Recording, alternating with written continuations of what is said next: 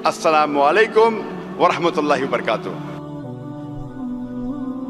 कुरान और जदीद साइंस। कुरान अल्लाह सुब्हानहू व तआला की आखिरी वही है जो नाजिल की गई थी आखिरी पैगंबर मोहम्मद सल्लल्लाहु अलैहि वसल्लम पर। कुरान मजीद सारी कायनात की सबसे बेहतरीन किताब है। कुरान मजीद सारी इंसानियत के लिए एक पैगाम है। कुरान मजीद अल्लाह सुब्हानहू व तआला की आखिरी किताब है जो नाजिल हुई थी मोहम्मद सल्लल्लाहु अलैहि वसल्लम पर। अगर कोई किताब कहती है कि वो खुदा की तरफ से है तो उस किताब पर फर्ज हो जाता है कि वो अपने आप को साबित करे हर दौर में उस किताब को साबित करना होगा कि वो खुदा की तरफ से है। सैकड़ों साल पहले वक्त था, दौर था मौजज़ात का, एज ऑफ मिरेकल्स। अल्हम्दुलिल्लाह कुरान मजीद is a miracle of miracles. Quran मजीद मौजज़ों का मौजज़ा है। उसके बाद आया दौर अदब का, लिटरेचर, पोइट्री। अल्हम्दुलिल्लाह मुसलमान और गैर मुसलमान अरबी दां ये कहते हैं कि अरबी में सबसे बेहतरीन किताब अरबी अदब के लिहाज से वो है कुरान मजीद। और अल्लाह सुब्हानहू व तआला चुनौती देते हैं कुरान मजीद में। अल्लाह सुब्हानहू व तआला चैलेंज करते हैं सूरह बकरा में, सूरा नंबर 2 आयत नंबर 23 और 24 में अल्लाह सुब्हानहू व तआला कहते हैं व इन कुंतुम फी रैबिम मिम्मा नज़्ज़लना अला अब्दिना। और अगर आपको शक है कि हमने ये किताब नाजिल की हमारे बंदे पर, अगर आपको शक है, फातु बिसूरत मिन मिस्ली, तो आप एक सूरा कुरान मजीद जैसी पेश कीजिए। मिन मिस्ली, हू बहू नहीं, कुरान मजीद जैसी एक सूरा आप पेश कीजिए। वदउ शुहदाअकुम मिन दुनिल्लाह इन कुंतुम सादिकीन, और बुलाओ अपने मददगार को और अपने गवाह को अल्लाह के अलावा अगर आप सच्चे हैं। फ़इन लम तफ़अलू, और अगर आप नहीं पेश कर सकते, वलन तफ़अलू, और आप हरगिज़ पेश नहीं कर सकते, फत्तकुन नार लती वक़ूदुहा अन्नास वल हिजारा उइद्दत लिल काफ़िरीन, तो डरो उस आग से जिसका ईंधन इंसान और पत्थर है, जो इनकार करने वालों के लिए तैयार किया है। अल्लाह सुब्हानहू व तआला इन दो आयतों में चुनौती देते हैं, इंसानों को चैलेंज करते हैं। ये उस वक्त दौर था अरबी अदब का। उस वक्त अरबों को नाज था अपनी अरबी ज़बान पर, और वो समझते थे कि उनसे बेहतर दुनिया में कोई नहीं है। उस वक्त अल्लाह सुब्हानहू व तआला कुरान मजीद नाजिल करते हैं और सारी इंसानियत को चुनौती देते हैं, चैलेंज करते हैं कि अगर आपको शक है कि ये किताब खुदा की तरफ से नहीं है तो आप कुरान मजीद जैसी हू बहू नहीं, मिलती जुलती, हू बहू तो दूर की बात है, एक सूरा पेश करो। और कुरान मजीद की सबसे छोटी सूरत है 3 आयतों की, सिर्फ 10 अल्फाज। बहुत लोगों ने कोशिश की, एक इंसान ने भी कामयाबी नहीं पाई, और ता क़यामत कोई भी कुरान मजीद जैसी करीबन एक सूरा भी पेश नहीं कर पाएगा। लेकिन आज का दौर अदबी दौर नहीं है। It's not an as of literature and poetry. अगर कोई किताब अपने आप को खुदा की तरफ से कहती है और अदबी अंदाज में कहती है कि दुनिया चपटी है, दुनिया सपाट है, क्या आज का जदीद इंसान इस बात को तस्लीम करेगा? बिल्कुल नहीं, क्योंकि आज का दौर अदबी दौर नहीं है। आज का दौर है जदीद साइंस का दौर। आज हम कोशिश करेंगे यह तहकीक करने की, कुरान और जदीद साइंस मिलते हैं या टकराते हैं, कुरान और जदीद साइंस मिलते हैं या कुरान और जदीद साइंस टकराते हैं। इस मौजू पे हम इंशाअल्लाह तज़किरा करेंगे। एक मशहूर साइंसदान, फिजिसिस्ट और नोबेल प्राइज विनर जिसका नाम एल्बर्ट आइंस्टाइन था, उसने कहा science without religion is lame and religion without science is blind. Science मजहब के बिना लंगड़ी है और मजहब साइंस के बिना अंधा है। मैं फिर से दोहराऊंगा, एल्बर्ट आइंस्टाइन जो फेमस फिजिसिस्ट था और नोबेल प्राइज विनर, उसने कहा कि साइंस मजहब के बिना लंगड़ी है और मजहब साइंस के बिना अंधा है। मैं आपको याद दिलाना चाहता हूं कि कुरान मजीद साइंस की किताब नहीं है, SCIENCE, लेकिन है साइंस की किताब, SIGNS। ये है निशानियों की किताब, आयतों की किताब। और कुरान मजीद में 6000 से ज़्यादा निशानियां हैं, 6000 से ज़्यादा आयतें हैं। इनमें से 1000 से ज़्यादा अल्हम्दुलिल्लाह साइंस के बारे में ज़िक्र करती है। آج کی اس تقریر میں میں صرف ان سائنٹیفک فیکٹس، سائنس کے حقائق کے بارے میں ذکر کروں گا which have been established، جو سائنسداں ثابت کر چکے ہیں۔ Scientific hypotheses, scientific theories, scientific نظریہ، ان کے بارے میں ذکر نہیں کروں گا، کیونکہ ہم جانتے ہیں کہ many a time scientific hypothesis theories take U-turns۔ یہ سائنس کے نظریے جو ہیں کئی بار وہ اپنے نظریے سے پلٹ جاتے ہیں۔ اسی لیے اس تقریر میں صرف میں سائنٹیفک فیکٹس کے بارے میں ذکر کروں گا، سائنس کے حقائق کے بارے میں۔ سب سے پہلے ہم تذکرہ کریں گے ایسٹرونومی کے بارے میں، فلکیات کے بارے میں۔ 35 سے 40 سال پہلے کچھ سائنسداں نے تحقیق کی ایک موضوع پہ، تخلیق کائنات، مطلب کریشن آف دی یونیورس، اور ان سائنسداں نے کہا کہ ہماری کائنات سب سے پہلے ایک پرائمری نیبولا تھا، بنیادی گولا، ابتدائی گولا۔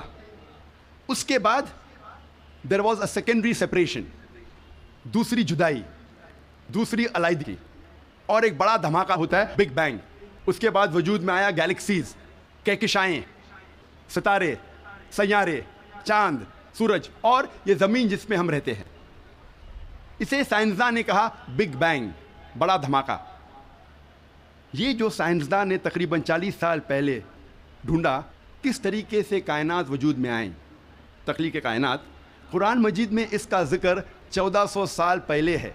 اور میں نے اس تقریر کے شروع میں ایک آیت کی تلاوت کی، سورہ انبیاء کی، سورہ نمبر 21، آیت نمبر 30، جہاں اللہ سبحانہ تعالیٰ فرماتے اولم یر الذین کفروا، کیا انکار کرنے والے یہ نہیں جانتے ان السماوات والارض کانتا رتقا ففتقناہما، کہ زمین اور آسمان ایک تھے، جڑے ہوئے تھے، اور ہم نے انہیں جدا کیا۔ یہ جو تخلیق کائنات، creation of the universe, big bang, بڑا دھماکہ، جو سائنسداں کو 40 سال پہلے پتہ چلا، قرآن مجید میں اس کا ذکر ہے 1400 سال پہلے۔ قرآن مجید میں اللہ سبحانہ تعالیٰ فرماتے ہیں سورہ فصلت میں، سورہ نمبر 41، آیت نمبر 11 اور 12 میں، کہ اللہ سبحانہ و تعالیٰ نے آسمان کی طرف دیکھ کے کہا جب وہ دھواں تھا کہ آسمان اور زمین ایک ساتھ آ جاؤ، ولنگلی اور انولنگلی، اپنے مرضی سے یا اپنے مرضی کے بنا، اور ان نے کہا کہ ہم اپنے مرضی سے ایک ساتھ آ جاتے ہیں۔ قرآن مجید میں لکھا ہے کہ آسمان سب سے پہلے دھواں تھا، عربی لفظ ہے دخان، اور آج کے سائنسداں یہ کہتے ہیں کہ کائنات بننے کے پہلے یہ آسمان دھواں تھا، انگلش میں کہتے ہیں گیس، لیکن عربی میں دخان کے معنی ہے اسموک۔ کچھ مفسرین نے ترجمہ کیا مسٹ، دھند، جو میرے حساب سے صحیح ترجمہ نہیں، کیونکہ دھند ہوتا ہے ٹھنڈا اور دھواں ہوتا ہے گرم۔ دھماکے کے بعد ہم اکثر دیکھتے ہیں گرم دھواں، دھند نہیں دیکھتے۔ تو قرآن مجید میں لکھا ہے کہ آسمان تھا دھواں، اور آج سائنس یہ کہتی ہے کہ اسموک گیس سے اور بہترین لفظ ہے۔ جو قرآن مجید میں دخان لکھا ہے وہ گیس سے اور بہترین ہے، اور scientifically smoke is a better word than gas. آپ سوچ سکتے قرآن مجید میں اس کا ذکر ہے 1400 سال پہلے۔ انسان پہلے سمجھتے تھے کہ زمین سپاٹ ہے، چپٹی ہے۔ سب سے پہلی بار اگر کوئی انسان نے یہ ثابت کیا کہ دنیا بیضوی ہے، وہ ایسا Francis Drake sun 1577 1577 when he sailed around the earth، جب سمندر پہ سفر کیے دنیا کے گول، سر فرانسس ڈریک نے ثابت کیا کہ دنیا بیضوی ہے۔ قرآن مجید میں اس کا ذکر ہے 1400 سال پہلے۔ قرآن اللہ تعالیٰ فرماتے ہیں سورہ لقمان میں، سورہ نمبر 31، آیت نمبر 29 میں، الم تری ان اللہ یولج اللیل فی النہار ویولج النہار فی اللیل، اللہ سبحانہ و تعالیٰ نے رات کو دھیرے دھیرے آہستہ آہستہ دن میں تبدیل کیا، اور دن کو دھیرے دھیرے آہستہ آہستہ رات میں تبدیل کیا۔ یہ دن کا رات اور رات کا دن آہستہ آہستہ دھیرے دھیرے تبدیل ہونا یہ ثبوت دیتا ہے کہ دنیا بیضوی ہے۔ اگر دنیا چپٹی اور سپاٹ ہوتی تو دن فوراً رات میں تبدیل ہوتا اور رات فوراً دن میں تبدیل ہوتی۔ اللہ تعالیٰ فرماتے سورہ الزمر میں، سورہ نمبر 39، آیت نمبر 5 میں، کہ اللہ سبحانہ و تعالیٰ رات کو دن پہ لپیٹتا ہے اور دن کو رات پہ لپیٹتا ہے۔ قرآن میں عربی لفظ ہے قوارہ، جس کے معنی لپیٹنا. جس طریقے سے ایک انسان پھیٹا سر پہ لپیٹتا ہے، a person coils the turban on the head، اسی طریقے سے اللہ تعالیٰ فرماتے ہیں کہ رات دن پہ لپیٹی جاتی ہے اور دن رات پہ لپیٹا جاتا ہے. یہ دن کا رات اور رات کا دن پہ لپیٹنا اسی وقت پاسبل ہے جب دنیا بیضوی ہے. اگر دنیا چپٹی اور سپاٹ ہوتی تو یہ ممکن نہ ہوتا. قرآن مجید میں اللہ تعالیٰ فرماتے ہیں سورہ نازیات میں، سورہ نمبر 79 چیپٹر 79 آیت نمبر 30 میں، وَالْأَرْضَ بَعْدَ ذَلِكَ دَحَاهَا، اور اس کے بعد اللہ سبحانہ و تعالیٰ نے زمین کو پھیلایا بچھونا جیسے. دہا کے ایک معنی ہے پھیلانا، اور دہا کی دوسری معنی آتا ہے عربی لفظ دھویا سے، جس کے معنی ہے بیضا، جس کے معنی ہے انڈا. اور ہم جانتے ہیں کہ دنیا گول ہے، بیضوی ہے، اور ہم یہ بھی جانتے ہیں آج کہ دنیا پوری طریقے سے گول نہیں ہے. وہ اوپر اور نیچے سے from the poles it is flattened, اوپر اور نیچے سے چپٹی ہے، جسے ہم کہتے ہیں انگریزی میں جیو اسفیئریکل ان شیپ، عرضی بیضوی. اور یہ لفظ جو دہا ہے وہ عام انڈے کے لیے نہیں ہے، عام بیضے کے لیے نہیں، خصوصاً شتر مرغ کے انڈے کے لیے، شتر مرغ کے بیضے کے لیے. اور جب ہم دیکھتے ہیں شتر مرغ کا بیضا انڈا اس جیو اسفیئریکل ان شیپ، عرضی بیضوی کی شکل میں ہے. آپ سوچ سکتے ہیں 1400 سال پہلے اس کتاب میں لکھا ہے کہ یہ زمین، یہ دھرتی اس جیو اسفیئریکل ان شیپ، عرضی بیضوی شکل میں ہے. پہلے انسان یہ سوچتے تھے یہ چاندنی جو ہے، چاند کی روشنی، یہ اس کی خود کی روشنی ہے. چند صدی پہلے ہمیں پتہ چلا کہ چاند کی روشنی، چاندنی اس کی خود کی روشنی نہیں ہے، یہ سورج کی لی ہوئی روشنی ہے، سورج کی منعکس شدہ ریفلیکٹڈ لائٹ ہے، بوروڈ لائٹ ہے. قرآن مجید میں اللہ سبحانہ تعالیٰ فرماتے ہیں سورہ فرقان میں سورہ نمبر 25 آیت نمبر 61 میں، اللہ سبحانہ و تعالیٰ نے آسمان میں برج رکھے، تاروں کے جھنڈ، اور اس میں رکھا سورج جس کے پاس خود کی روشنی ہے، سلگتا ہوا چراغ، اور رکھا چاند جس کی لی ہوئی روشنی ہے. قرآن میں سورج عربی میں کہا گیا ہے شمس، اور اس کی روشنی کو کہا گیا ہے سراج، وہاج اور دیا، جس کے معنی ہے سلگتا ہوا چراغ یا مشال یا دیا. تینوں کے معنی ہیں کہ سورج کی روشنی خود کی ہے. اور چاند کو کہا گیا ہے قرآن مجید میں قمر، اور چاندنی کو کہا گیا ہے منیر یا نور. منیر مینز بوروڈ لائٹ، لی ہوئی روشنی، یا نور میننگ ریفلیکٹڈ لائٹ، منعکس شدہ روشنی، ریفلیکٹڈ لائٹ. آپ سوچ سکتے قرآن مجید 1400 سال پہلے کہتا ہے کہ یہ چاندنی خود کی روشنی نہیں ہے، چاند کی لی ہوئی روشنی ہے. اور اس کا ذکر سورہ فرقان سورہ نمبر 25 آیت نمبر 61 کے علاوہ سورہ یونس میں سورہ نمبر 10 آیت نمبر 5 میں، اور سورہ نوح میں سورہ نمبر 71 آیت نمبر 15 اور 16 میں. پہلے سائنسداں یہ سمجھتے تھے کہ زمین کائنات کا مرکز ہے اور باقی سیارے، چاند اور سورج زمین کے گول گھوم رہے ہیں، چکر لگا رہے ہیں. اسے کہتے تھے تھیوری آف جیو سینٹرزم، زمین کو مرکز سمجھنے کا نظریہ. اور یہ لوگ 2 صدی سے، ٹولمی کے وقت سے مانتے تھے، 16ویں صدی تک، جب تک کوپرنیکس نے کہا کہ زمین کے گول چاند اور سیارے نہیں چکر لگا رہے ہیں، لیکن سورج کے گول زمین، چاند اور باقی سیارے چکر لگا رہے ہیں، گھوم رہے ہیں. اسے کہتے تھے ہیلیو سینٹرک تھیوری، مطلب سورج کا مرکز ہونے کا نظریہ. اور سن 1609 میں ایک جرمن سائنٹسٹ جس کا نام تھا یوہنس کیپلر، اس نے لکھا اپنی کتاب میں ایسٹرونوما نووا کہ صرف سیارے اور چاند سورج کے گول گھوم نہیں رہے ہیں، لیکن زمین، چاند اور سیارے، پلانٹس، سورج کے گول گھومنے کے علاوہ اپنے محور پہ گردش کر رہے ہیں. They are rotating about their own axis. اور جب میں اسکول میں تھا، میں سن 1981 میں 10ویں میں تھا، جغرافی میں نے پڑھا تھا کہ زمین، چاند اور سیارے، پلانٹس وہ چکر لگا رہے ہیں، دے ریوالونگ اینڈ روٹیٹنگ، اور اپنے محور پہ گردش کر رہے ہیں. لیکن سورج اپنے محور پہ گردش نہیں کر رہا ہے. لیکن میں نے جب قرآن کی ایک آیت پڑھی، سورہ انبیاء سورہ نمبر 21 آیت نمبر 33 میں اللہ سبحانہ وتعالیٰ فرماتے ہیں هو الذی خلق اللیل والنہار، اللہ سبحانہ و تعالیٰ نے رات اور دن بنایا. والشمس والقمر، سورج اور چاند، کل فی فلک یسبحون، وہ گھوم رہے ہیں اور اپنے محور پہ گردش کر رہے ہیں. قرآن کا لفظ یہاں ہے یسبحون.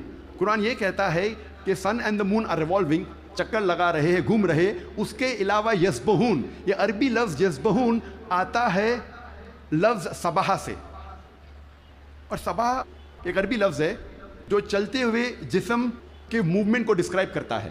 مثال کے طور پہ اگر میں کہوں گا کہ کوئی انسان پانی میں سباہ کر رہا ہے، اس کے یہ معنی نہیں کہ وہ پانی کے اوپر فلوٹ کر رہا ہے، اس کے معنی ہے کہ وہ پانی میں تیر رہا ہے.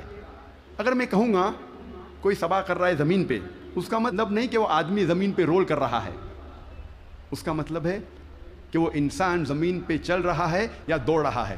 اسی طریقے سے جب اللہ سبحانہ تعالیٰ یہ لفظ کا استعمال کرتے ہیں کوئی فلکی جسم کے لیے، فار اے سیلیسٹل باڈی، اس کے معنی نہیں کہ وہ فلائی ہو رہا ہے یا فلوٹ ہو رہا ہے، اس کے معنی ہے it is rotating about its own axis, وہ اپنے محور پہ گردش کر رہا ہے. آج سائنس ترقی کرنے کے بعد سائنس یہ کہتی ہے کہ آپ سورج کا عکس ٹیبل کے اوپر دیکھ سکتے ہیں ایک آلے کے ذریعے، اور پتہ لگتا ہے کہ سورج میں بلیک سپاٹس ہے، اور یہ بلیک سپاٹس تقریباً 25 دن لیتے ہیں گردش کرنے کے لیے. اس سے یہ ثابت ہوتا ہے کہ سورج تقریباً 25 دن لیتا ہے ایک گردش کرنے کے لیے. تو آج سائنس یہ تسلیم کرتی ہے کہ سورج بھی اپنے محور پہ گردش کر رہا ہے. جو میں نے اسکول میں تقریباً 28 سال پہلے پڑھا تھا کہ سورج واز اسٹیشنری، سورج گردش نہیں کر رہا ہے، تو 28 سال پہلے میں نے اسکول میں پڑھا. آج سائنس اسے تسلیم کرتی ہے، اور قرآن مجید میں اس کا ذکر ہے 1400 سال پہلے. اور آج اکثر اسکول کے سائنس کی کتاب میں اس کو انکارپوریٹ کیا جا چکا ہے. یہ نئی چیز داخل ہو چکی ہے سائنس کی کتابوں میں کہ سورج اپنے محور پہ گردش کر رہا ہے.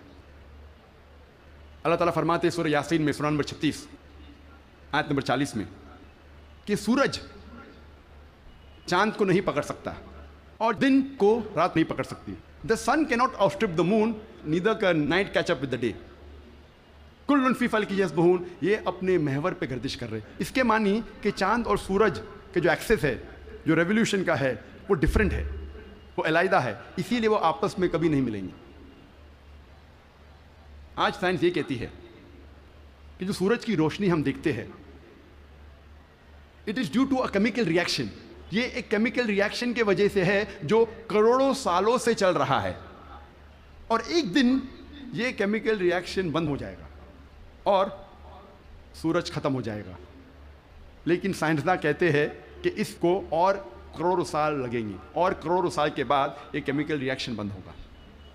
یعنی سائنس یہ کہتی ہے کہ ایک وقت آئے گا جب سورج نشٹ ہو جائے گا، ختم ہو جائے گا.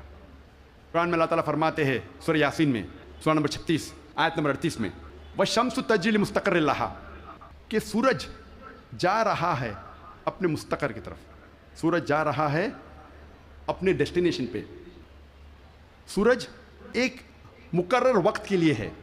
مستقر کے معنی مقرر وقت اور مقرر جگہ، اس کے دو معنی ہوتے ہیں. مستقر کے معنی کہ سورج ایک مقرر وقت کے لیے ہے اور مقرر جگہ کی طرف جا رہا ہے. یہ سائنس آج تسلیم کرتی ہے کہ سورج ایک مقرر وقت کے لیے ہے. اور سائنس یہ بھی مانتی ہے کہ سورج کائنات کے ایک نقطے کی طرف جا رہا ہے جس کا نام ہے سولر اپیکس ان دا ہرکولینز الفا لائرا، 12 میل پر سیکنڈ کی رفتار پہ. قرآن میں لکھا ہے مستقر، مقرر جگہ کی طرف. سائنس کہتی ہے دونوں معنی مستقر کے، مقرر جگہ اور مقرر وقت، دونوں الحمدللہ صحیح ہے. اور اس کا ذکر سورہ یاسین سورہ نمبر 36 آیت نمبر 38 کے علاوہ سورہ رعد میں بھی ہے، سورہ نمبر 13 آیت نمبر 2، سورہ فاطر سورہ نمبر 35 آیت نمبر 13، سورہ لقمان سورہ نمبر 31 آیت نمبر 29، اور سورہ الزمر سورہ نمبر 39 آیت نمبر 5 میں. سب جگہ کہا گیا ہے کہ سورج ایک مقرر وقت کے لیے ہے، ایک مقرر جگہ کی طرف جا رہا ہے. آج سائنس یہ کہتی ہے جو آسمان ہمارے زمین کے اوپر ہے، جسے ہم کہتے ہیں ایٹماسفیئر، وہ ایک محفوظ چھت کی طرح ہے. اور سائنسداں یہ کہتے ہیں کہ خطرناک rays like ultraviolet rays, X rays, یہ چھت، یہ ایٹماسفیئر ان خطرناک ریز کو زمین پہ آنے سے روکتا ہے، ورنہ زمین پہ جاندار چیز مٹ جائیں گی. قرآن میں اس کا ذکر ہے سورہ انبیاء میں، سورہ نمبر 21 آیت نمبر 32 میں، کہ اللہ سبحانہ و تعالیٰ نے آسمان کو ایک محفوظ چھت بنایا، اور پروٹیکٹڈ سیلنگ، اور کینوپی ویل گارڈڈ. آپ سوچ سکتے ہیں قرآن میں اس کا ذکر 1400 سال پہلے ہے، جو سائنسدان نے حال ہی میں 50 سال پہلے، 100 سال پہلے، 150 سال پہلے کہا کہ یہ ایٹماسفیئر از اے پروٹیکٹڈ سیلنگ. جب میں اسکول میں تھا تقریباً 28 سال پہلے، میں نے سائنس میں سیکھا تھا there are 3 types of matter, solid, liquid and gas. 3 قسم کے مادہ تھے، سالڈ، لکوڈ اینڈ گیس. آج سائنس یہ کہتی ہے کہ 3 مادہ، 3 اسٹیٹس آف میٹر کے علاوہ اور بھی ہے. ہم پہلے یہ سمجھتے تھے کہ آرگنائز ایسٹرونامیکل سسٹمز کے باہر، آرگنائز فلکیات کے باہر خلا تھا، ویکیوم تھا. آج سائنس کہتی ہے کیا انٹرسٹیلر اسپیس، سیارے کے بیچ مادے کے پل ہے، برجز آف میٹر ہے، جسے آج ہم کہتے ہیں پلازما، جسے سائنسداں کہتے ہیں 4th اسٹیٹ آف میٹر، 4تھی قسم مادے کی آج سائنسداں کہتے ہیں پلازما ہے. قرآن میں اس کا ذکر 1400 سال پہلے ہے، سورہ فرقان میں، سورہ نمبر 25 آیت نمبر 59 میں، 59 میں، کہ اللہ سبحانہ و تعالیٰ نے زمین اور آسمان کو بنایا اور اس کے بیچ میں ساری چیزیں بنائیں. مطلب زمین اور آسمان کے بیچ میں ویکیوم نہیں ہے. آج سائنس اسے کہتی ہے مادے کے پل، برجز آف میٹر، کہتی ہے پلازما ہے، 4th اسٹیٹ آف میٹر. اور اس کا ذکر سورہ فرقان سورہ نمبر 25 آیت نمبر 59 کے علاوہ سورہ ہجر میں، سورہ نمبر 15 آیت نمبر 85 میں، سورہ سجدہ سورہ نمبر 32 آیت نمبر 4 میں، سورہ صفات سورہ نمبر 37 آیت نمبر 5، اور سورہ احقاف سورہ نمبر 46 آیت نمبر 3 میں کئی جگہ لکھا ہے کہ اللہ سبحانہ و تعالیٰ نے زمین اور آسمان بنائے اور اس کے بیچ میں ساری چیزیں. Talking about the 4th state of matter, plasma. ایک مشہور سائنٹسٹ جس کا نام ایڈوین ہبل ہے، اس نے کہا تھا کہ کائنات پھیل رہی ہے، دا یونیورس از ایکسپینڈنگ. اور قرآن میں اللہ تعالیٰ فرماتے ہیں سورہ ذریات میں، سورہ نمبر 51 آیت نمبر 47 آیت نمبر 47 میں، کہ ہم نے یہ کائنات بنائی پھیلتی ہوئی. عربی لفظ مؤسیونا، پھیلنا. اور آج سائنس اس کو تسلیم کرتی ہے کہ ہماری کائنات پھیل رہی ہے، our universe is expanding. کئی دشمن اسلام یہ کہیں گے، جو کرٹکس آف اسلام یہ کہیں گے کہ قرآن مجید میں فلکیات کا ذکر ہونا کوئی عجوبہ نہیں، نتھنگ گریٹ، کوئی بڑی بات نہیں ہے کہ قرآن مجید میں فلکیات کا ذکر ہے، کیونکہ عرب فلکیات میں ماہر تھے. میں اس بات کو مانتا ہوں کہ عرب فلکیات میں ماہر تھے، لیکن ان سے یہ کہنا چاہتا ہوں کہ قرآن مجید نازل ہونے کے بعد کچھ صدی بعد عرب فلکیات کے میدان میں ماہر بنے. تو قرآن مجید سے عرب نے فلکیات سیکھا، نہ کہ الٹا. اب ہم ذکر کریں گے طبیعت کا. طبیعت انگلش میں کہتے ہیں فزکس. اور کئی صدی پہلے ایک نظریہ تھا جسے کہتے ہیں ایٹمزم. اور 23 صدی پہلے گریکس، پرٹیکولرلی ڈیموکریٹس، ان نے یہ ایٹمزم کے بارے میں سب سے پہلے کہا، ایٹمزم کے نظریے کے بارے میں، اور کہا کہ میٹر کے سب سے چھوٹے حصے کو کہتے ہیں ایٹم، مادہ کے سب سے چھوٹے حصے کو کہتے ہیں ذرہ. عربی اور اردو میں ایٹم کو کہتے ہیں ذرہ. اور اس وقت انسان یہ سوچتے تھے کہ ذرے کو تقسیم نہیں کیا جا سکتا. آج سائنس ترقی کرنے کے بعد ہم مانتے ہیں کہ atom is the smallest part of matter having the characteristics of the element. ذرہ مادے کا سب سے چھوٹا حصہ ہے جو ایلیمنٹ کے کیریکٹرسٹکس رکھتا ہے، لیکن یہ ذرہ تقسیم کیا جا سکتا ہے انٹو پروٹونز، الیکٹرونز، نیوٹرونز. قرآن مجید میں ذرے کا ذکر ہے تو لوگ سمجھیں گے قرآن مجید آؤٹ ڈیٹڈ ہے، یہ پرانی کتاب ہے. ذرے کا ذکر ہے، اب یہ آؤٹ ڈیٹڈ ہے. قرآن میں ذرے کا ذکر ہے، لیکن ذرے کے آگے کیا لکھا ہے وہ بھی ہمیں دیکھنا چاہیے. قرآن مجید میں لکھا ہے سورہ سبا میں، سورہ نمبر 34 آیت نمبر 3 میں، کہ انکار کرنے والے جب کہیں گے کہ وہ گھڑی کبھی بھی نہیں آئے گی، آخرت کے بارے میں، قیامت کے بارے میں، وہ گھڑی کبھی نہیں آئے گی، تو اللہ تعالیٰ فرماتے کہو ان سے ضرور آئے گی. اللہ کی مرضی سے، جس کے پاس علم غیب ہے، جس کے علم میں چھوٹا سا ذرہ زمین اور آسمان میں، اور اس چیز جو ذرے سے چھوٹی ہے اور بڑی ہے اس کا علم بھی اس کی کتاب میں محفوظ ہے۔ تو قرآن مجید میں لکھا ہے کہ ذرے برابر چیز کا علم ہے اللہ کے پاس، اور ذرے سے چھوٹی چیز اور بڑی چیز کا علم بھی ہے۔ اور یہ انفارمیشن، یہ خبر دہرائی گئی ہے سورہ یونس میں، سورہ نمبر 10 آیت نمبر 61 میں، کہ اللہ سبحانہ و تعالیٰ کے علم میں ہے ذرے جیسی چیز جو آسمان اور زمین پہ ہے، اور وہ چیز جو ذرے سے بھی چھوٹی ہے اور ذرے سے بڑی ہے اس کی کتاب میں محفوظ ہے۔ تو قرآن آؤٹ ڈیٹڈ نہیں ہے، قرآن اپ ٹو ڈیٹ ہے۔ قرآن پرانی کتاب نہیں، بٹ الحمدللہ جدید کتاب ہے۔ اب ہم ذکر کریں گے واٹر سائیکل کے بارے میں، پانی کے چکر کے بارے میں۔ ہم جو اسکول میں پڑھتے ہیں واٹر سائیکل کے بارے میں، پانی کے چکر کے بارے میں، سب سے پہلے اس جدید پانی کے چکر کا ذکر کیا تھا سر برنارڈ پیلیسی نے سن 1580 میں۔ اور ہم جانتے ہیں، ہم نے اسکول میں پڑھا ہے کہ water evaporate from the ocean, پانی سمندر سے بھاپ بن کے اوپر جاتا ہے، جڑ کے بادل بنتا ہے، بادل جڑتے ہیں اور اندرونی حصے میں ہوا کے ذریعے جاتے ہیں، پھر ان کی تقسیم ہوتی ہے اور پانی بادل سے برستا ہے۔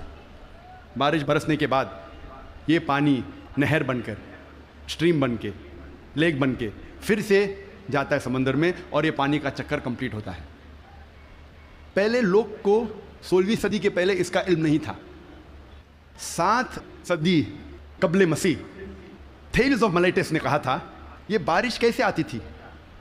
یہ جو اوشن کا سپرے ہے، سپرے آف دی اوشن، ہوا سے اٹھاتی تھی اور اندرونی حصے میں بارش جیسے برساتی تھی۔ یہ لوگ سمجھتے تھے بارش اس طریقے آتی تھی۔ لوگ کو یہ نہیں پتا تھا کہ زمین کے نیچے جو پانی ہے وہ کیسے جمتا تھا۔ کئی نظریات تھے۔ لوگ پہلے سوچتے تھے کہ یہ ہوا کا دباؤ پانی پہ، سمندر پہ، پانی کو زمین سے نیچے لے جاتا تھا اور اس طریقے سے زمین کے نیچے پانی آتا تھا۔ لوگ پہلے یہ سمجھتے تھے at the time of Plato کے وقت کہ یہ پانی ایک خفیہ راستے سے واپس جاتا تھا سمندر کی طرف، سمندر میں secret passage, the great abyss known as the Tartarus at the time of Pluto. ایک خفیہ راستے سے پانی زمین کے نیچے سے جاتا تھا سمندر میں، اسے کہتے تھے گریٹ ایبس ٹارٹرس۔ اور یہ لوگ سمجھتے تھے 16ویں صدی تک۔ 18ویں صدی میں ڈیسکارٹس بھی اس بات کو تسلیم کرتا تھا، اور 19ویں صدی میں ایرسٹوٹل کا نظریہ بھی لوگ سمجھتے تھے صحیح ہے کہ viper was picked up and it condensed in mountain caverns which gave rise to underground lakes which was the source of water for the springs۔ یہ پانی کی بھاپ پہاڑ میں جم جاتی تھی اور پھر زمین کے نیچے بنتے تھے تالاب جو سپرنگز کو پانی دیتے تھے۔ یہ تالاب، انڈر گراؤنڈ تالاب جو ہے، سپرنگز کو پانی دیتے تھے۔ آج ہم جانتے ہیں یہ جو زمین کے نیچے پانی ہے، یہ اصل میں جب بارش کا پانی گرتا ہے زمین پہ جو کریکس ہوتے ہیں اور سورسز کے ذریعے، کریکس کے ذریعے یہ پانی نیچے جاتا ہے۔ قرآن مجید میں اس کا ذکر ہے سورہ الزمر میں، سورہ نمبر 39 آیت نمبر 21 میں۔ اللہ سبحانہ و تعالیٰ آسمان سے پانی برساتا ہے اور زمین میں جس میں کریکس ہے اس کے ذریعے زمین میں پانی دیتا ہے، اور جو بوئی ہوئی زمین ہے وہ رنگ برنگی ہو جاتی ہے۔ It brings various colours of sown field. اللہ تعالیٰ فرماتے ہیں سورہ روم میں، سورہ نمبر 30 آیت نمبر 24 میں، کہ اللہ سبحانہ و تعالیٰ آسمان سے بارش برساتا ہے اور مری ہوئی زمین میں جان ڈالتا ہے۔ اللہ تعالیٰ فرماتے ہیں سورہ مومنون میں، سورہ نمبر 23 آیت نمبر 18 میں، کہ اللہ سبحانہ و تعالیٰ پانی آسمان سے برساتے ہیں اور اس پانی کو جما سکتے ہیں اور اس پانی کو بہا سکتے بھی ہے، بہانے پہ قادر ہے۔ Allah can store the water as well as drain it. قرآن میں ذکر آتا ہے سورہ طارق میں، سورہ نمبر 86 چیپٹر 86 آیت نمبر 11 میں، وَالسَّمَاءِ ذَاتِ الرَّجْ، that heaven which returns، وہ آسمان جو واپس دیتا ہے۔ ایک معنی وَالسَّمَاءِ ذَاتِ الرَّجْ کی ہے کہ جو ڈینجرس ریز ہے، ultraviolet rays, X rays, جو زمین پہ آنے کے پہلے آسمان اسے واپس پھینک دیتا ہے اس طرف۔ اس کے علاوہ یہ جو پانی کا بھاپ ہے، واٹر ویپرائز ہوتا ہے، بادل میں بنتا ہے اور پھر سے یہ آسمان اس پانی کو زمین پہ برساتا ہے۔ وَالسَّمَاءِ ذَاتِ الرَّجْ۔ اللہ تعالیٰ فرماتے ہیں سورہ الحجر میں، سورہ نمبر 15 آیت نمبر 22 میں، وی کاز فیکنڈیٹنگ ونڈز، ہم ہوا کے ذریعے بادل کو بھوجل کرتے ہیں. عربی لفظ لواقی، لقا سے آتا ہے، جس کا معنی ہے ٹو امپریگنیٹ، ٹو فیکنڈیٹ، برآور کرنا، بوجھل کرنا. ہوا بادل کو پولن گرینز کے ذریعے بوجھل کرتی ہے. It impregnates the cloud. اور دوسری وجہ ہے کہ بادل جب آپس میں ملتے ہیں دے کنڈینس، اس کے بعد پانی برستا ہے. قرآن میں اللہ تعالیٰ فرماتے ہیں سورہ نور میں، سورہ نمبر 24 آیت نمبر 43 میں، 43 میں، اللہ سبحانہ و تعالیٰ ہوا کے ذریعے بادل کو چلاتے ہیں، لے جاتے ہیں، جینٹلی پشز دا کلاؤڈس. پھر یہ بادل آپس میں جڑتے ہیں، بڑے ہو جاتے ہیں، اس کے بعد پانی بادل سے برستا ہے. اللہ تعالیٰ فرماتے ہیں سورہ روم میں، سورہ نمبر 30 آیت نمبر 48 میں، اللہ سبحانہ و تعالیٰ ہوا کے ذریعے بادل کو ہلاتے ہیں اور لے جاتے ہیں اندرونی حصے میں. اس کے بعد بادل کو چھوٹے چھوٹے حصے میں تقسیم کرتے ہیں، اس کے بعد پانی بادل سے برستا ہے. قرآن مجید میں پانی کے چکر کے بارے میں گہرائی سے ذکر ہے، تفصیل سے ذکر ہے کئی جگہ. سورہ اعراف میں، سورہ نمبر 7 آیت نمبر 57 میں، سورہ رعد سورہ نمبر 13 آیت نمبر 17 میں، سورہ فرقان سورہ نمبر 25 آیت نمبر 48 اور 49 میں، سورہ فاطر سورہ نمبر 35 آیت نمبر 9 میں، سورہ یاسین سورہ نمبر 36 آیت نمبر 34 میں، سورہ جاسیہ سورہ نمبر 45 آیت نمبر 5 میں، سورہ قوف سورہ نمبر 50 آیت نمبر 9 اور 10 میں، سورہ واقعہ سورہ نمبر 56 56 آیت نمبر 68 to 70، سورہ ملک سورہ نمبر 67 آیت نمبر 30، سورہ طارق سورہ نمبر 86 86 آیت نمبر 11. کئی آیتیں ہیں قرآن مجید میں جو تفصیل کے ساتھ ذکر کرتے ہیں پانی کے چکر کے بارے میں.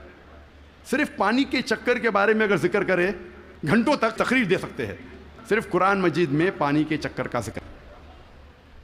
اب ہم تذکرہ کریں گے ارضیات کے بارے میں، جیولوجی. آج ماہرین ارضیات، جیولوجسٹ یہ کہتے ہیں کہ زمین کا ریڈیس نصف قطر، ریڈیس اردو میں کہتے ہیں نصف قطر، وہ تقریباً 3750 میل ہے. اور جو اندرونی حصہ ہے زمین کا وہ سیال ہے، لکوڈ ہے، ہاٹ لکوڈ، گرم سیال، اور اس میں کوئی جاندار چیز جی نہیں سکتی. لیکن اوپر کا حصہ ہے وہ سالڈ ہے، وہ ٹھوس ہے. اور اوپر جو سپرفیشل ارتھ کرسٹ ہے، زمین کی سطح، ارتھ کرسٹ، یہ بہت پتلی ہے، تقریباً 1 سے 30 میل پتلی، صرف 1% سے کم. اور بہت سے امکان ہے کہ یہ زمین کی سطح ہل جائیں گی، ارتھ کرسٹ ول شیک. آج سائنسداں یہ کہتے ہیں due to the folding phenomena it gives rise to mountain ranges. ایک فولڈنگ فینومینا ہے جس سے پہاڑ پیدا ہوتے ہیں، اور اس پہاڑ کی وجہ سے زمین کی سطح کو استحکام ملتا ہے، اسٹیبلٹی ملتی ہے. قرآن مجید میں اللہ تعالیٰ فرماتے ہیں سورہ نبا میں، سورہ نمبر 78 78 آیت نمبر 6 اور 7 میں، ہم نے زمین بچھائی ہے، والجبال اوتادا، اور پہاڑ کو اوتاد جیسا بنایا ہے. اوتاد عربی میں کہتے ہیں کھوٹے کو، ٹینٹ پیگز، سٹیکس میں ہو. اور ہم جانتے ہیں جب ٹینٹ پیگ کو زمین میں ہم ڈالتے ہیں، جب کھوٹے کو زمین میں ڈالتے ہیں تو اکثر حصہ زمین کے نیچے گڑ جاتا ہے، اوپری حصہ بہت کم رہتا ہے، 10% سے کم. جس طریقے سے آئس برگ پانی میں، برف کا گولا آئس برگ جو پانی میں دیکھتے ہیں صرف 10% پانی کے اوپر ہے، 90% سے زیادہ پانی کے نیچے. اسی طریقے سے پہاڑ، جو اوپری حصہ ہم پہاڑ کا دیکھتے ہیں وہ کھوٹے جیسا ہے، میخو جیسا ہے، ٹینٹ پیگ جیسا ہے. اوپر کا حصہ بہت چھوٹا ہے، اکثر تقریباً 90% زمین کے نیچے ہے. اور اس کی وجہ ہے کہ زمین کو استحکام، اسٹیبلٹی دیتا ہے. قرآن مجید میں اللہ تعالیٰ فرماتے ہیں سورہ نازیات میں، سورہ 79 آیت نمبر 32 میں، اور سورہ غاشیہ سورہ نمبر 88 آیت نمبر 19 میں، ہم نے پہاڑ کو زمین سے مضبوطی سے بنایا ہے. We have placed on the earth mountain standing firm. زمین پہ ہم نے پہاڑ مضبوطی سے بنایا ہے. ارضیات میں، جیولوجی کے میدان میں ایک بہت اہم کتاب ہے جو اکثر دنیا بھر جب جیولوجی کے سبجیکٹ میں اسے گائیڈ مانا جاتا ہے، اس کتاب کا نام ہے ارتھ، زمین. اور اس کے ایک لیکھک، ون آف دا آتھرس، اس کا نام ہے ڈاکٹر فرینک پریس، جو USA کے سائنس اکیڈمی کے پریزیڈنٹ تھے. اور ex president of USA Jimmy Carter کے سائنس ایڈوائزر تھے. ڈاکٹر فرینک پریس ارتھ کتاب میں پہاڑ کا نقشہ بناتے ہیں اور دکھاتے ہیں کہ پہاڑ کے جڑ زمین کے نیچے ہے ویج شیپ, اور لکھتے اپنی کتاب میں کہ پہاڑ کا اہم مقصد ہے کہ زمین کو استحکام دینا, to give stability to the earth. اور قرآن میں ہو بہو وہی ذکر ہے 1400 سال پہلے سورہ انبیاء میں سورہ نمبر 21 آیت نمبر 31 میں, سورہ نحل سورہ نمبر 16 آیت نمبر 15 اور سورہ لقمان سورہ نمبر 31 آیت نمبر 10 میں, کہ ہم نے زمین پر پہاڑ جما کے رکھا ہے تاکہ زمین نہ ہلے. تو قرآن میں لکھا ہے پہاڑ کا اہم مقصد ہے زمین کو ہلنے سے بچانا, to give stability to the earth, to prevent the earth from shaking. آپ سوچ سکتے ہیں قرآن مجید میں 1400 سال پہلے اس کا ذکر ہے, اور سائنسدان نے آج کل حال ہی میں 50 سال پہلے 100 سال پہلے 200 سال پہلے اسے تسلیم کیا, اور قرآن میں اس کا ذکر 1400 سال پہلے ہے. اب ہم تذکرہ کریں گے علم بحر کے بارے میں, اوشنوگرافی کے بارے میں. اور اوشنوگرافی کے فیلڈ میں قرآن مجید میں اللہ سبحانہ تعالیٰ فرماتے ہیں سورہ فرقان میں سورہ نمبر 25 آیت نمبر 53 میں 53 میں, اللہ سبحانہ و تعالیٰ نے 2 قسم کے پانی بنائے ہیں, ایک پینے والا اور میٹھا اور دوسرا کھارا اور کڑوا, اور دونوں کے بیچ اللہ نے ایک برزخ بنایا ہے, بنا دکھنے والا ایک ویل, ایک پردہ. عربی میں لفظ برزخ, برزخ کے معنی پردہ. جس طریقے سے انسان مرتا ہے اور واپس سے قیامت مٹنے کے پہلے ہم کہتے ہیں برزخ میں ہے, انسین, جو دیکھے نہیں جا سکتا ہے وہ زندگی. قرآن میں کہا گیا برزخ, نہ دیکھے جانے والا پردہ. قرآن میں پھر سے اس کا ذکر ہے سورہ رحمان میں سورہ نمبر 55 آیت نمبر 19 اور 20 میں, جو آج ہمارے ننھے سے قاری نے اس کی تلاوت کی. مرج البحرین یلتقیان بینہما برزخ الابغیان, کہ اللہ سبحانہ و تعالیٰ نے 2 قسم کے پانی بنائے جو آپس میں ملتے ہیں, لیکن ان کے درمیان ایک برزخ ہے, ان کے درمیان ایک پردہ ہے. لوگ پہلے جانتے تھے کہ 2 قسم کے پانی ہیں, کھارا اور میٹھا, کھارا پانی میٹھا پانی, لیکن مفسرین قرآن یہ نہیں سمجھ پاتے تھے اللہ تعالیٰ کیا کہنا چاہتا ہے جب کہتا ہے کہ کھارے اور میٹھے پانی کے درمیان برزخ ہے. پانی آپس میں ملتا ہے لیکن یہ ایک دوسرے سے گھل مل نہیں سکتا. کھارا پانی اور میٹھا پانی ملتا ہے لیکن ان کے درمیان برزخ ہے تاکہ ایک پانی دوسرے پانی میں مل نہیں سکے. تو مفسر قرآن یہ سمجھ نہیں پاتے تھے اللہ تعالیٰ کیا فرمانا چاہتا ہے. آج جو سائنس ترقی کرنے کے بعد اور علم بحر کے بارے میں ہم آج اور جانتے ہیں, جب پروفیسر ہے جو USA کے مشہور ماہر ہے علم بحر میں, یہ سائنٹسٹ نے کہا کہ اس کے معنی ہیں آج ہم جانتے ہیں کہ جب بھی میٹھا پانی کھارے پانی میں جاتا ہے, بہتا ہے, وہ میٹھا پانی اپنی مٹھاس کو کھو دیتا ہے اور کھارا بن جاتا ہے, اور اس کے درمیان دیر از اے ٹرانزیشنل ہوموجنائزنگ ایریا, جو عربی میں قرآن میں لکھا ہے برزخ, ایک پردہ. آج جو سائنس نے جانا, قرآن مجید نے 1400 سال پہلے لکھا کہ کھارے اور میٹھے پانی کے درمیان ہے ایک پردہ. یہ پانی ملتا ہے لیکن آپس میں گھل مل نہیں سکتا. They meet but they do not mix. اور سب سے بہترین مثال جو ہم آنکھ سے دیکھ سکتے ہیں وہ ساؤتھ افریقہ میں, in the southern part, in the Cape area, دونوں کھارا اور میٹھا پانی ملتا ہے. ہم دیکھ سکتے, ہم یہ بھی دیکھتے کہ دونوں پانی کا رنگ الگ ہے. یہ مثال ہم ایجپٹ, مصر میں بھی دیکھ سکتے ہیں. جب river Nile flows into the Mediterranean sea, river Nile بہتی ہے میڈیٹرینین سی میں. اور سب سے بہترین مثال ہے گلف اسٹریم, جو ہزاروں میلوں تک چلتی ہے. گلف اسٹریم شروع ہوتی ہے گلف آف میکسیکو میں, نارتھ ورڈ جاتی ہے towards the east coast of North America, پھر جاتی ہے eastward towards the west coast of Europe. ہزاروں میل بہتی ہے, دونوں پانی لیکن علیحدہ ہے, دے آر سپریٹ, ڈسٹنکٹ. اگر آپ کشتی میں سفر کر رہے ہیں اس گلف اسٹریم کے کنارے پہ, اور پانی ایک طرف سے لیں گے اور پانی دوسرے طرف سے لیں گے, تو پتہ چلتا ہے ایک پانی میٹھا ہے ایک کھارا. اس کی حرارت, اس کی ٹیمپریچر بھی ڈیفرنٹ ہے. قرآن مجید میں اس کا ذکر ہے 1400 سال پہلے. میں اور ایک مثال پیش کروں گا قرآن مجید میں علم بحر کی.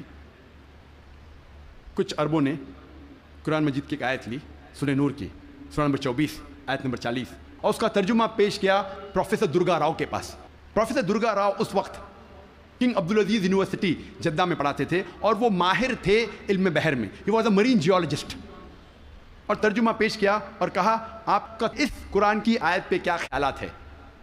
قرآن مجید میں لکھا ہے سورہ نور میں سورہ نمبر 24 آیت نمبر 40 میں کہ انکار کرنے والوں کے ذہن کی کیفیت ایسی ہے جس طریقے سے سمندر کے گہرائی میں اندھیرے پر اندھیرا، موج پر موج، لہر پہ لہر، اس کے اوپر بادل، جب انسان اپنے ہاتھ کو آگے کرتا ہے وہ دیکھ نہیں سکتا۔ اللہ جسے روشنی نہیں دیتا وہ دیکھ نہیں سکتا۔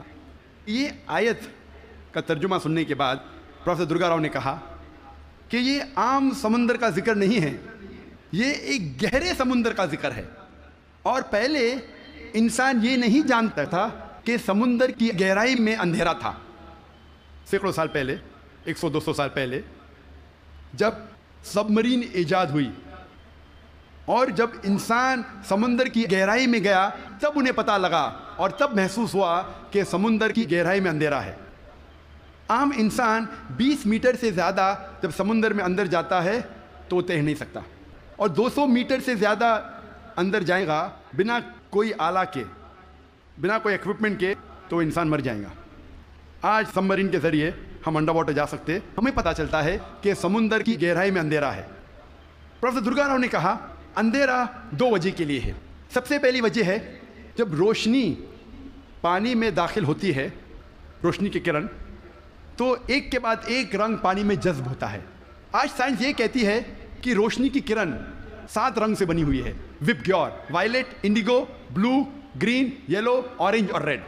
وائلٹ، انڈیگو، بیگنی، بلو، نیلا، گرین، ہرا، یلو، پیلا، اورنج، نارنگی، ریڈ، لال۔ سب سے پہلے 10 یا 15 میٹر پانی کے نیچے لال رنگ جذب ہو جاتا ہے، اسی لیے انسان اگر پانی میں 30 میٹر کی گہرائی پہ جاتا ہے، اگر اسے چوٹ لگتی ہے اور خون بہنے لگتا ہے تو وہ انسان اپنے خون کا لال رنگ دیکھ نہیں سکے گا۔ 30 سے 50 میٹر جذب ہوتا ہے نارنگی رنگ، 50 سے 100 میٹر کے درمیان پانی کے نیچے جذب ہوتا ہے پیلا رنگ، 100 سے 200 میٹر کے درمیان جذب ہوتا ہے ہرا رنگ، اور 200 میٹر کے بعد پانی کے نیچے جذب ہوتا ہے نیلا رنگ، اور اس کے نیچے پورا اندھیرا ہے۔ قرآن مجید میں لکھا ہے انکار کرنے والے کی ذہن کی کیفیت، انکار کرنے والے جو خدا کا انکار کرتے ہیں، جو خدا میں نہیں مانتے، اللہ سبحانہ وتعالیٰ میں نہیں مانتے، انکار کرنے والے کی ذہن کی کیفیت ایسی ہے جس طریقے سے گہرے سمندر میں اندھیرا پہ اندھیرا، لہر پہ لہر، اس کے اوپر بادل۔ دوسری وجہ اندھیرے کی ہے، پروفیسر درگا راؤ کہتے ہیں، وہ ہے بادل۔ جب سورج کی روشنی آتی ہے کئی بار بادل اس روشنی کو جذب کر لیتا ہے، اس لیے بادل کے نیچے ہم دیکھتے ہیں اندھیرا، اور جو روشنی بادل کے ذریعے جذب نہیں ہوتی اور جب سمندر میں جاتی ہے، کئی بار جو سمندر کے اوپر لہریں ہیں وہ لائٹ ریز کو ریفلیکٹ کرتی ہے، اور جو لائٹ ریز، جو روشنی کی کرن ریفلیکٹ نہیں ہوتی وہ سمندر میں داخل ہوتی ہے، اور جیسے میں نے کہا ایک رنگ کے بعد ایک رنگ جذب ہوتا ہے۔ لیکن قرآن مجید میں لکھا ہے انکار کرنے والے کی ذہن کی کیفیت ایسی ہے جس طریقے سے گہرے سمندر میں اندھیرے پہ اندھیرا، لہر پہ لہر۔ اس کی کیا معنی؟ لہر پہ لہر۔ ہم انسان جانتے تھے کہ سمندر کے اوپر لہر ہے، لیکن سن 1900 میں ہمیں پتہ لگا کہ سمندر کے نیچے بھی لہر ہے، اسے کہتے ہیں انٹرنل ویوز، اندرونی لہر، جو ڈفرینشیٹ کرتی ہے superficial part of the ocean کو deep part of the ocean سے۔ یہ اندرونی لہر تقسیم کرتی ہے سمندر کو اوپری سے اور اندرونی حصے میں۔ اوپری حصہ superficial part is lit up and warm, گرم ہوتا ہے اور اس میں روشنی ہوتی ہے۔ جو گہرا بھاگ ہوتا ہے سمندر کا وہ اندھیرا ہوتا ہے اور ٹھنڈا ہوتا ہے۔ یہ انٹرنل ویوز، اندرونی لہر، ہمیں پتہ چلی تقریباً 110 سال پہلے۔ قرآن میں لکھا ہے لہر پر لہر، یعنی اندرونی لہر کے اوپر ہے سپرفیشل ویوز۔ اسی لیے مچھلیاں بھی جب گہرائی میں جاتی ہے وہ دیکھ نہیں سکتی، اپنی خود کی روشنی لے جاتی ہے، due to chemical reaction مچھلی خود کی روشنی کے ذریعے دیکھ سکتی ہے گہرے اندھیرے میں۔ پروفیسر درگا راؤ نے کہا کہ یہ کتاب قرآن مجید انسان کی لکھی ہوئی کتاب ہو ہی نہیں سکتی، اور پروفیسر درگا راؤ نے کہا یہ کتاب خدا کی طرف سے ہے۔ جی خوش آمدید دوستو، امید کرتا ہوں ویڈیو آپ نے پوری دیکھی ہوگی اور آپ کو پسند بھی آئی ہوگی۔ قرآن کیا ہے بھائیو دوستو؟ تو قرآن اللہ تعالیٰ کی وہ عظیم و شان کتاب ہے جو کہ رمضان میں نازل ہوئی، جو کہ اللہ تعالیٰ کی آخری کتاب ہے اور جس کی حفاظت کی ذمہ داری اللہ تعالیٰ نے لی ہے۔ قرآن میں اللہ تعالیٰ فرماتے ہیں شہر رمضان الذی انزل فیہ القرآن ھدی للناس وبینات من الھدی والفرقان، شہر رمضان الذی انزل فیہ القرآن ھدی للناس وبینات من الھدی والفرقان۔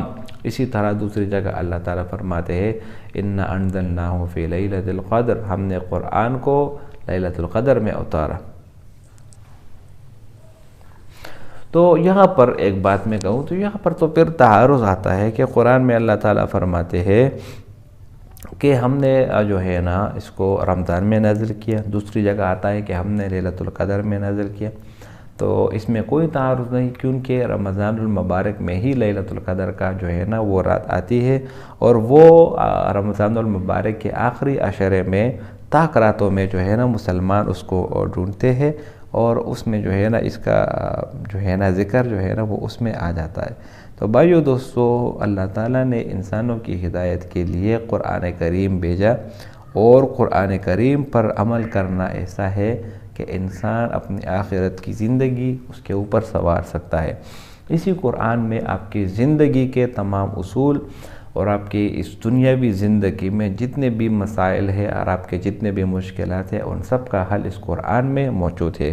قرآن میں اللہ تعالیٰ فرماتے ہیں لا تقنطوا من رحمت اللہ، کہ اللہ کی رحمت سے نا امید مت ہونا۔ ہم انسان جب اللہ کی رحمت سے جو ہے نا، جو وہ بدبخت انسان ہوگا جو اللہ کی رحمت سے نا امید ہو جاتا ہے اور خودکشی کر لیتا ہے۔ ابھی کچھ ایک مہینے پہلے کی واقعہ ہے کہ صوابی کے علاقے میں ایک آدمی نے اپنے 4 بچوں کو ذبح کیا اور اس کے بعد خودکشی کر لی۔ یا قرآن سے جب بھی آپ دور ہوں گے اور قرآن کی تعلیمات سے جب بھی آپ دور ہوں گے تو آپ ایسے ہی واقعات کا شکار ہوں گے۔